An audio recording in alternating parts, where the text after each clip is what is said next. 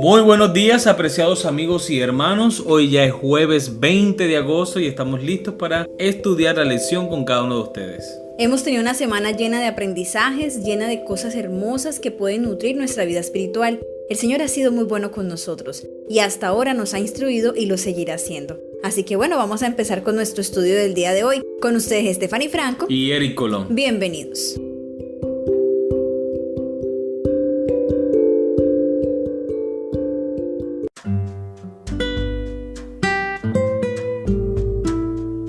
Lo que le importa a Jesús, el título de la lección para el día de hoy. El mensaje de Jesús a sus discípulos en Mateo capítulo 24, que combina eventos relacionados con la destrucción de Jerusalén y los días previos a su regreso, es seguido por 3 parábolas del tiempo del fin en Mateo 25. Estas parábolas resumen las cualidades de carácter que realmente le importan a Jesús para un pueblo que espera su segunda venida. La parábola de las 10 vírgenes enfatiza la importancia de una vida genuina, auténtica y llena del Espíritu.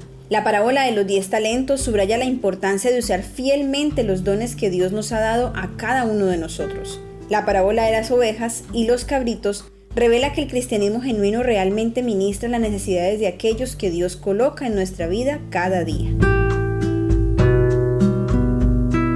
Lee Mateo capítulo 25, versículo 31 al 46. ¿Cómo describe Jesús el cristianismo genuino? Enumera las áreas de ministración de las que habla este pasaje. Mateo capítulo 25, versículos 31 al 46. Cuando el Hijo del Hombre venga en su gloria y todos los santos ángeles con él, entonces se sentará en su trono de gloria, y serán reunidas delante de él todas las naciones, y apartará los unos de los otros como aparta el pastor las ovejas de los cabritos, y pondrá a las ovejas a su derecha y los cabritos a su izquierda. Entonces el rey dirá a los de su derecha: Venid, benditos de mi Padre, heredad del reino preparado para vosotros desde la fundación del mundo. Porque tuve hambre y me disteis de comer, tuve sed y me disteis de beber, fui forastero y me recogisteis, estuve desnudo y me cubriste, enfermo y me visitasteis, en la cárcel y viniste a mí. Entonces los justos le responderán diciendo: Señor, ¿cuándo te vimos hambriento, te sustentamos, o sediento y te dimos de beber?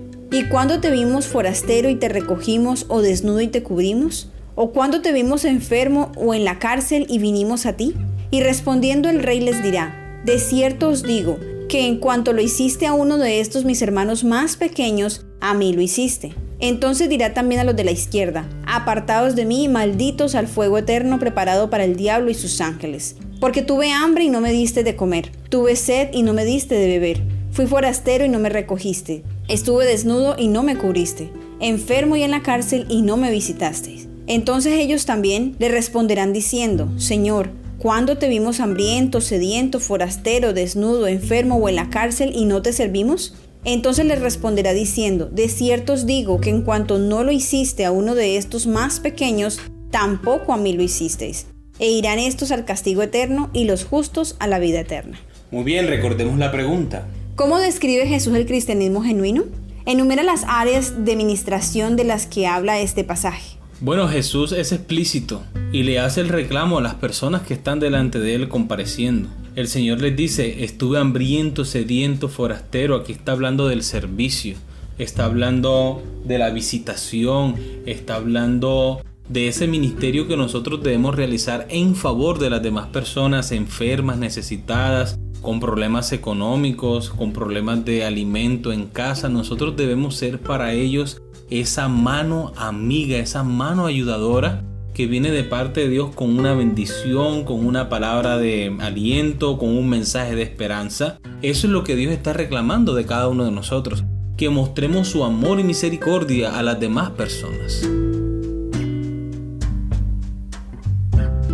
Muy bien, continuamos con la lectura. Aunque esta parábola habla de satisfacer las necesidades físicas genuinas de las personas, un aspecto del relato que no debemos descuidar es si será posible que haya algo más aquí. Hay hambre y sed de Jesús ocultas en las almas de los seres humanos, que anhelan ser satisfechas, como está en Juan capítulo 6 versículo 35 y Juan capítulo 4 versículos 13 y 14.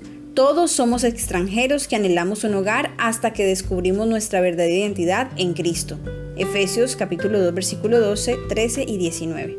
Estamos desnudos espiritualmente hasta que nos revestimos de su justicia. Apocalipsis capítulo 3 versículo 18 y Apocalipsis capítulo 19 versículos 7 y 8. Los profetas del Antiguo Testamento a menudo describieron la condición humana como una enfermedad incurable. En Isaías capítulo 1 versículo 5, en Jeremías capítulo 30 versículo 12 al 15. La enfermedad del pecado es mortal, pero el profeta nos enseña el remedio. Mas yo haré venir sanidad para ti y sanaré tus heridas, dice Jehová, en Jeremías capítulo 30 versículo 17. Jesús es el remedio para la enfermedad mortal de nuestra alma. La parábola de las ovejas y los cabritos nos exhorta a satisfacer las necesidades físicas de quienes nos rodean, pero hace mucho más. Es la historia de un Cristo que satisface las necesidades más profundas del alma, y es su invitación a asociarnos con Él para ministrar a quienes nos rodean. Vivir vidas egocéntricas y descuidar las necesidades físicas, mentales, emocionales y espirituales de los demás es arriesgarse a la perdición eterna. En la parábola, aquellos que dan su vida por algo más que ellos mismos son elogiados por su Señor y bienvenidos a la eternidad, mientras que aquellos que persiguen egoístamente su propia agenda y descuidan las necesidades de los demás son condenados por su Señor. Muy bien, estamos invitados, ¿cierto? Es nuestro gran privilegio, nuestro gran deber, servir al lado de Dios en la predicación del Evangelio, servir al lado de Dios asistiendo a las personas necesitadas, que las personas puedan ver en nosotros un ejemplo como Jesucristo, una persona que tiene fe, una persona que tiene esperanza y que tiene el gozo de la salvación que Cristo pone en el corazón de cada uno de nosotros. Amén. Es interesante, amor, notar que en estos pasajes también nos dejan ver que aunque nosotros tenemos nuestros propios planes, tenemos las actividades que nos ocupan diariamente, el Señor no está interesado en que nos enredemos en eso. Aunque Él nos ayuda y aunque a Él le importa lo que nos importa, pero Él lo que más desea y lo que más le importa es cuánto podemos nosotros dejar nuestra comodidad para poder ayudar a otros, para poder servir a otros como Él mismo lo hizo cuando estuvo aquí en la tierra. Exactamente, Jesús no te va a preguntar cuán ocupado estuviste en las actividades diarias de tu trabajo, de tu estudio, de los quehaceres domésticos. Él no te va a preguntar por eso. Él te va a preguntar es por el tiempo, los dones y los recursos que Él te dio, cómo los utilizaste para servir a otras personas, para que el mensaje del Evangelio no sea en vano, para que la muerte de Cristo Jesús en la cruz del Calvario no sea en vano, sino que atraiga a tantas personas como sea posible a la salvación que Cristo ha ofrecido gratuitamente por su sangre preciosa. El Señor nos va a reclamar por eso. El asunto de servir en la causa del Señor no es opcional, es un compromiso de todos, es nuestra responsabilidad y el Señor nos va a pedir cuenta de eso. Cada día que nosotros pasamos en casa perdiendo el tiempo haciendo cosas que no edifican a mi vida espiritual ni contribuyen al salvar alguna alma, el Señor me va a pedir cuenta de eso.